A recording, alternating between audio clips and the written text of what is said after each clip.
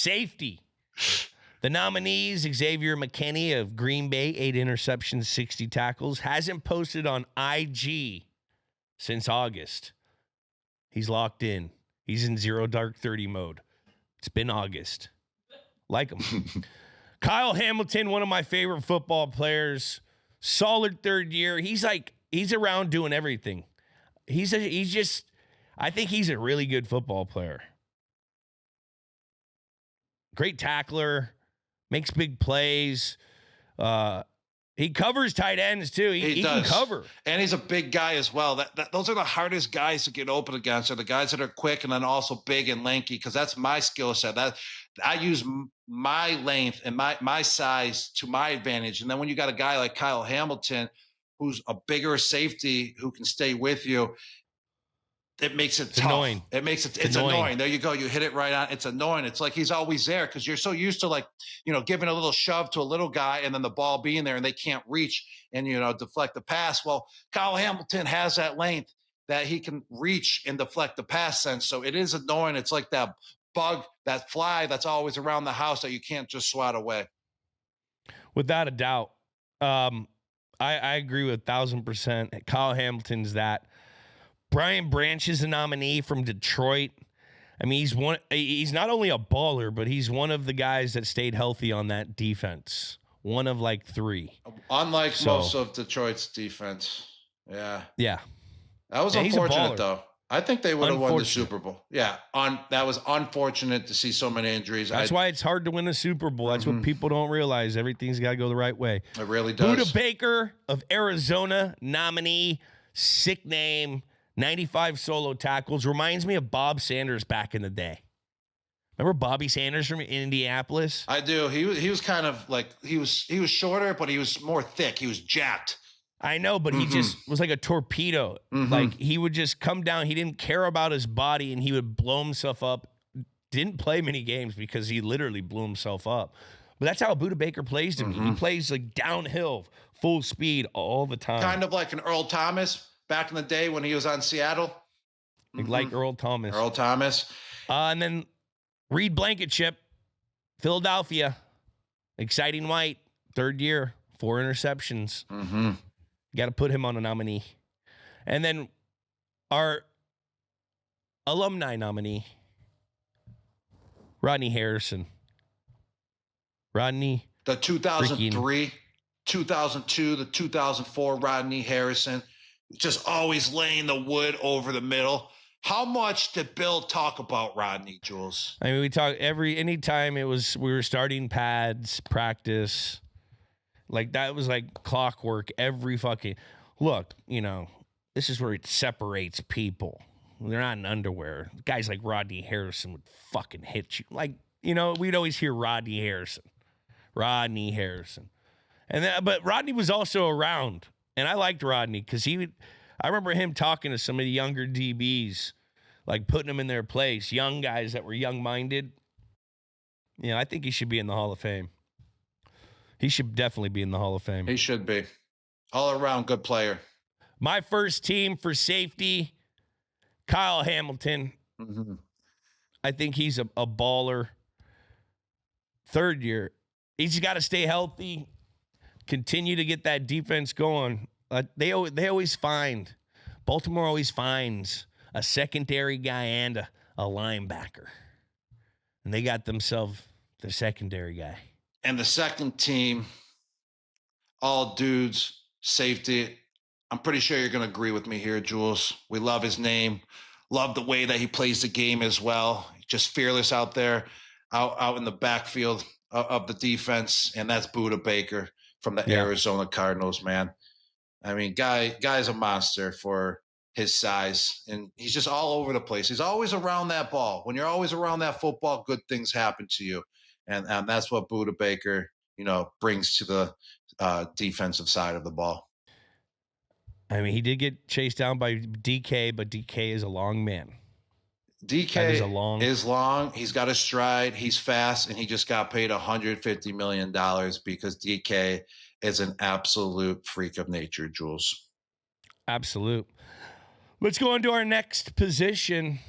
all dudes cornerback. Our nominees, Patrick Surtain II, fourth year in, got paid $96.000 million.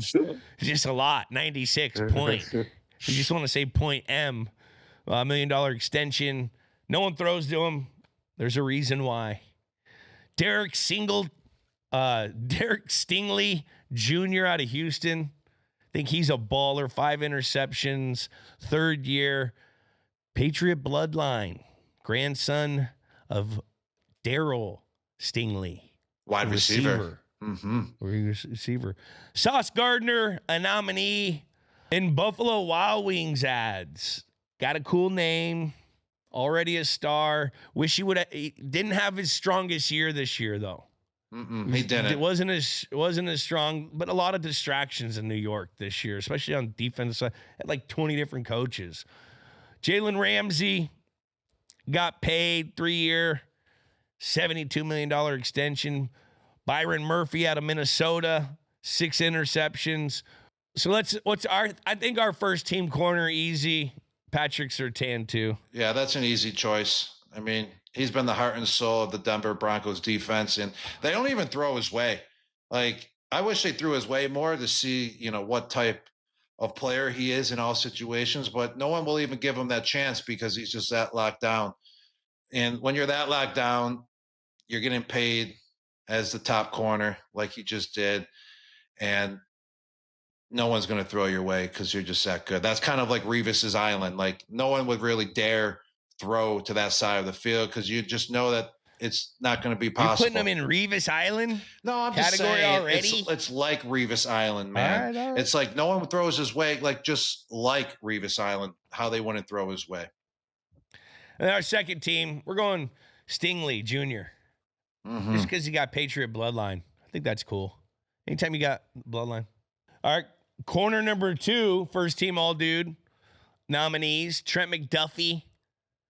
He was so built. I didn't realize he was so big on the bottom end. I saw him at practice. He had a big bottom end, like legs, thighs. He was fucking he looked like a horse. He also had 6 TFLs, 13 pass defends, 2 interceptions. Made a lot of big plays on third down. Christian Gonzalez, Rob. Yeah, he came back from injury this year. I mean, he had a solid rookie year going on now. Got hurt, which was unfortunate, but he had a solid, sophomore season with New England. He's just a stud. He wears number 0. And you got to give him some love because he's just a quiet whiz. He's a good guy. And when you're a quiet, type of person, you sometimes really don't get that much love, especially when, you're on a team that hasn't won over the last 2 years. So Christian Gonzalez, keep doing your thing. The love is going to come. The all pros are going to come. All the Pro Bowls are going to come eventually, but just keep doing you, man. And he works with mental health. I see him on an ad all the time. Mental health ad. We should sign up, Jules. I need it. I need it. Cooper DeJean is an exciting white at a pick 6 on his birthday in the Super Bowl. That's pretty fucking cool. But I put him more in the star category. He's a nickel, more of a nickel. He can't be in, that he's not there yet. Denzel Ward, 42 tackles, 2 interceptions, 7th year in Cleveland. Lockdown corner. I've always respected his game, and he makes me think of Denzel Washington because of his name. Survived 7 years in Cleveland. You got to have some kind of award. J.C. Horn out of Carolina. He's a baller. 68 tackles, 2 interceptions, 2 sacks. Pro Bowler, just got paid for a buck. $100 million. What about his dad, master of touchdown celebrations, Joe Horn? He had the cell phone celebration, Jules. Remember that back in the day? Took it out of the field goal post pad. It was pretty funny. Yeah, the field goal post pad. That was pretty funny. That was cool. Baller, man. That's cool. I didn't know that J.C. Horn was the son of Joe Horn. So that's a learning fact right there. You always learn something new every day, Jules. And that you learn that J.C. Horn is a son of Joe Horn. Mm-hmm. Jair Alexander. This guy cracks me up. I think he's a good corner. I think he's a little young, but I just love the story when he came out to captain against the when they played Carolina Panthers, and he wasn't even a captain. And the coach asked him, "Why did you go out?" And he goes, "Coach, I'm from North Carolina. You didn't realize." And so he put himself and nominated himself for captain that game. I think he got suspended the next week, but that was a funny thing. That was funny to me. That's all dude jokester. That is, man. That's good stuff. First and second team. First team for me, I'm going Trent McDuffie. Mm-hmm. I think he's a stud. And What I love about Trent McDuffie is that he knows how to jam guys off the line. And that's when a lot of routes are won is right off the line of scrimmage once you get around the guy. But Trent McDuffie is a guy that you can't really, beat him at the very beginning. You got to beat him at top of your route because he can jam you. And that's what I appreciated about his game when I was watching him over the last few years with Kansas City. Second team, Rob? I'm going to go with your guy, Jules. Your guy, Jair Alexander. After that story that you just told, I'm going with Alexander, man. I'm going with him. How about you? What do you think? What do you think with that one? I thought we were going to go Christian Gonzalez. Was he no pro this year? No, he kind of got shafted, like I said. He was second team all pro. Oh, really? He got shafted from the Pro Bowl. That's what it was. Yeah. But second team all pro. All right. I'm going to take that back because I am a big fan of Christian Gonzalez. I think he should be second team for sure. Yeah. Mm-hmm. He shut down. He shuts down his defenders. If you see the stats that those top wide receivers had when going one-on-one with Christian Gonzalez, you would be like, why is Christian Gonzalez not an all-pro first team? Because he shut them all down. It was something like 20 yards per game. He had a great year, and he's just going to continue to get better. All dudes teamer with the help of Matthew Slater. He's special teams god. I asked him, let's see if I can get you to hear this. Let's see what the slate analysis of the teamers are. All dudes team, first team, second team, all dudes. I mean, you gotta put Schooler on there. First team all dude. Dude's a dude, man. What do you want me to tell you? The Joker can flat out play. Size, speed, quickness, hands, want to, toughness. Could play with us, man. Could play with us. Then second team all dude is tough. Because I like Jeremy Reeves in Washington. I like Ballore in Washington. But if I got to go second team all dude, I'm going J.T. Gray. Saints. Probably been one of the most underrated players in our league for the last 5-6 years. Check him out. Led the league in special teams tackles. Not a top end burner. Just great finisher at the ball carrier. Physical in the return game. Will lay you out. And just finds his way to the ball. And this sucker is productive. I think he's got like 93 special teams tackles since he came in the league. Most in the league during that span. So those would be my two teamers. Schooler, first team. JT Gray, second team. JT Gray. Those are our first and second team. Mm-hmm. Khalif Raymond out of Detroit. He was pretty good. Led the league in punt returns this year. Also, who's the Cowboys returner? Turpin should be up there. He's a beast. But we get our consulting for special teams from the special teams god, Matthew Slater. And he says Brandon Schooler, first team, JT Gray, second team. Wait, if JT Gray has the most tackles since he came in 93, shouldn't he be first team, though? Kevontae Turpin, one of my favorite returners all year long. So I think we go with Slate. What do you think? Well, Jules, I'm going to kind of leave this one up to you because I never really been a special teamer. And the one time I was on special teams, I was on field goal protection, and I put my arm out to block, and Sergio Brown ran into my arm, and it snapped my wrist back, and it broke my forearm. So I wasn't really that great on special teams, never really played it. The biggest highlight of my career was when I was on kickoff return my rookie year. Dan Conley, he got the ball because he was in the middle of the what was it called when you can combine the three wedge. guys? Yeah, the wedge. He was in the middle of the wedge, but they kicked him the ball. He got it as an offensive lineman. He ran it about to the 4-yard line. But on that play, I pancaked the defender right in front of him when he got the ball. So that's my biggest highlight on special teams in my career in the NFL. So I'm going to leave this one up to you, Jules. This one's all you. You were an amazing punt returner. You were a great kick returner.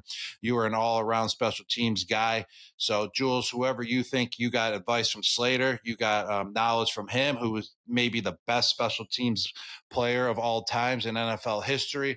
So this one's all on you, Jules. But I do want to bring up that Amendola, too. You know, he was a teamer back in the day, and 21.3% of his, snaps were special teams as well when he was with New England. He played plenty of times. So just shout out to him as well, our good old friend, Danny the Dancer Amendola. Danny the Dancer Amendola. He was a really good teamer. Great hands. Not as good as on you. On the hands team. Sorry, Dola. You were better, Jules. Danny was very good. And shout out to Kevontae Turpin. He's a monster. He had 904. The Cowboys returner, right? Yeah. I knew it. Turpin was, I remember Belichick even saying, why the fuck would you kick to this guy? He's good. And he also he's an all-dude guy because he came the long way. I think he was in the USFL or something. He was like the MVP of some watered-down league or whatever. So, first team, Brandon Schooler, Patriot.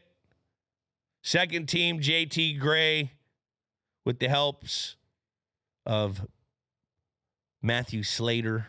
Thank you, Slater. We appreciate you.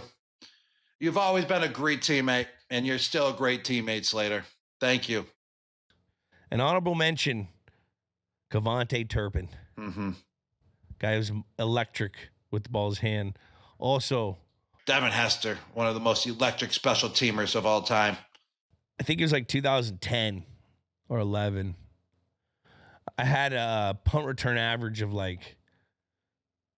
15 point something. And that's really high. That's 8 yards higher than what the average is, league average. And it was like a record. It was like a crazy great year. And there was one guy that had higher than me. It was Devin Hester, mm-hmm. and he had a 17, which was a record. It was crazy. And he had 2 touchdowns. He was electric. First ballot Hall of Famer, man. First time as a special teamer, right? Was he first ballot? Or not first ballot. Not first ballot, but he's a special team returner. I think he's the first returner to go in the Hall of Fame. Mm-hmm. Fucking incredible. Electric. All right. First team, all dude, leg. The leg. Nominees, Chris Boswell from Pittsburgh. Steelers only offense this year.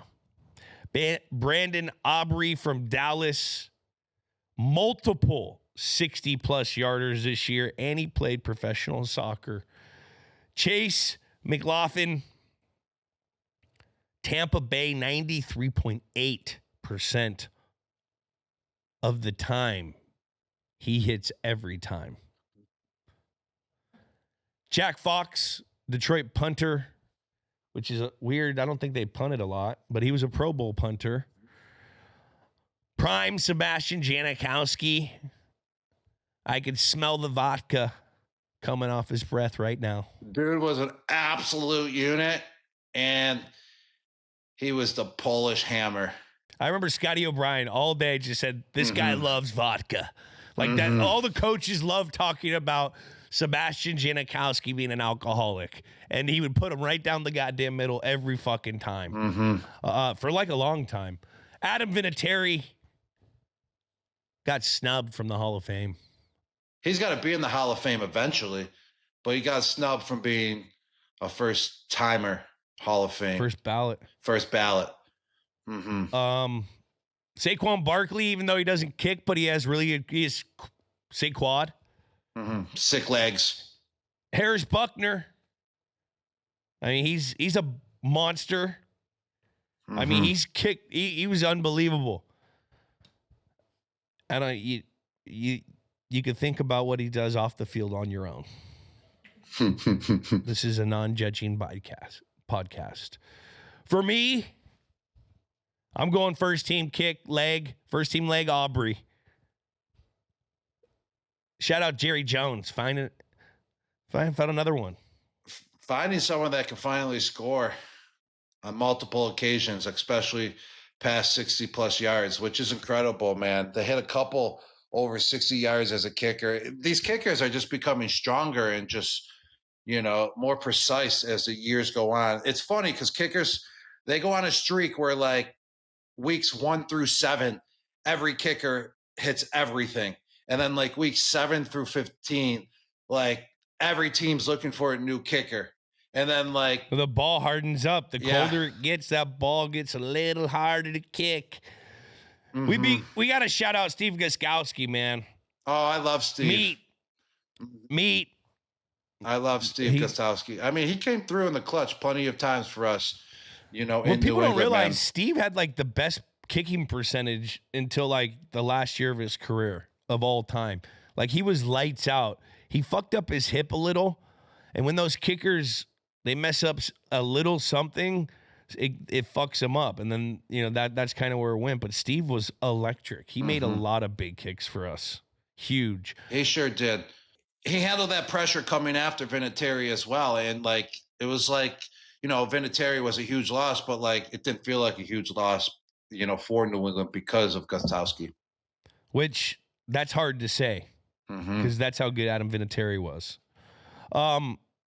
Second team all leg. I'm gonna go with Chris Boswell. I mean, he was consistent for the Pittsburgh Steelers. He was. It was their only offense, basically, at times. There was like 5 games where he had like 6. There was like 3 games where I swear he had like 6 field goals. The Pittsburgh Steelers won a game this year without scoring a touchdown. He kicked all the points for them. I mean, it was like 28 points. Exactly. You deserve to be on the all dudes team for doing that, scoring all the points in a game and winning. All right, our last all dude defense of guy or person or dude is the security.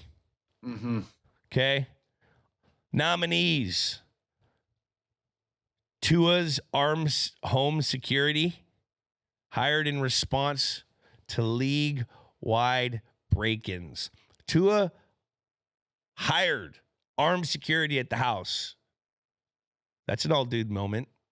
Sure is. Olivia Ponton, employee of the month at Joe Burrow's house. She was there during the break-in. She kept everything safe. Lionel Messi's personal security guard. Have you ever seen this guy on the fucking sideline? I love him. He's always watching like a hawk, and he's running up and down. It's freaking incredible. Imagine having your own personal security guy like that at all times. Guy's beastly. He's a beast. He's a beast. This is what every college football's dream is. Every college football coach's dream for the what is it called? The stand back guy or the pushback guy? Yep. Like Messi's got it all dialed in. He's got a guy that's literally like chasing the ball. And then lastly, Big Dom. He's pretty much the goddamn mayor of Philly. He's got unmarked cop cars, Escalades, recruited Darius Slay back to Philly in free agency. I mean, there's anything to do with security. I saw it firsthand. Dom is your guy. So first team, all security for me. Big Dom is number one. I can't argue with that one, Jules. Number two, I mean, we got to go with Lionel Messi's personal security guard. The guy is always hustling. Hustle. He's watching 24/7 what's going on. He's basically a security camera at all times for Lionel Messi. So he's by far number two. And then honorable mention, Olivia Putton. I mean, you got to keep the enterprise of Joe Burrow. You got to keep that enterprise going. Mm-hmm. And when those little sneaky thieves tried to rob Sir Joe Burrow's house, because he's dressing like, Burrow Chalamet. That's what I'm going to call him, because he dresses like Chalamet. Joe Burrow Chalamet, when someone is trying to sneak into that house, not so fast.